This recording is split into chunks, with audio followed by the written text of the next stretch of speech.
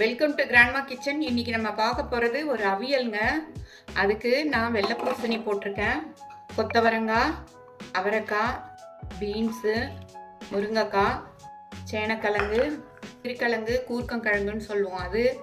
அதுக்கப்புறம் இது ஒரு பிடிக்கரணைன்னு சொல்லிட்டு அந்த கிழங்கு, கத்திரிக்காய், கீரை தண்டுங்க. இது கூட ஒரு கொஞ்சமாக கேரட்டும் போட்டிருக்காங்க. இது எல்லாத்தையும் போட்டுடலாம். நம்ம வீட்டில் இன்னும் என்னென்ன காய்கறி இருக்கோ, உருளைக்கிழங்கு, கேரட்டு எல்லாமே போடலாங்க. எல்லாத்தையும் போட்டு ஒன்றா பாயில் பண்ணிடலாம்.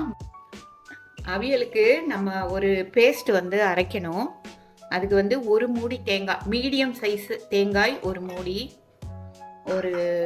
நான் 6 பச்சை மிளகாய் போட்டிருக்கேன். அவங்கவுங்க காரத்துக்கு தகுந்த மாதிரி போட்டுக்கலாம். சீரகம் 1 ஸ்பூன், உப்பு ஒரு ஸ்பூன், அதுக்கப்புறம் சுடுதண்ணியில் ஊற வச்ச முந்திரி பருப்பு ஒரு 4 5 நம்ம சௌரியமாட்டம் போட்டுக்கலாம். போட்டு இதை நல்லா நைஸாக அரைச்சிடலாம். 400 ml தயிர் நான் உர ஊற்றி வச்சுருக்கேன். அதில் தான் நம்ம இப்போ அவியல் செய்ய போகிறோம். பாயில் பண்ண வெஜிடபிள்ஸ் எல்லாத்தையும் ஒரு பாத்திரத்தில் போட்டுடலாம். நல்லா மிக்சியில் போட்டு ஒரு அடிச்சிடலாம் தயிரை. ஆனால் தண்ணி ஊற்றக்கூடாது, நல்லா கெட்டியாகவே இருந்தால் தான் டேஸ்ட்டாக இருக்கும். அதுக்கப்புறமா நம்ம அரைச்சி வச்சுருக்கோம் இல்லையா, அந்த பேஸ்ட்டு அதையும் போட்டுடலாம்.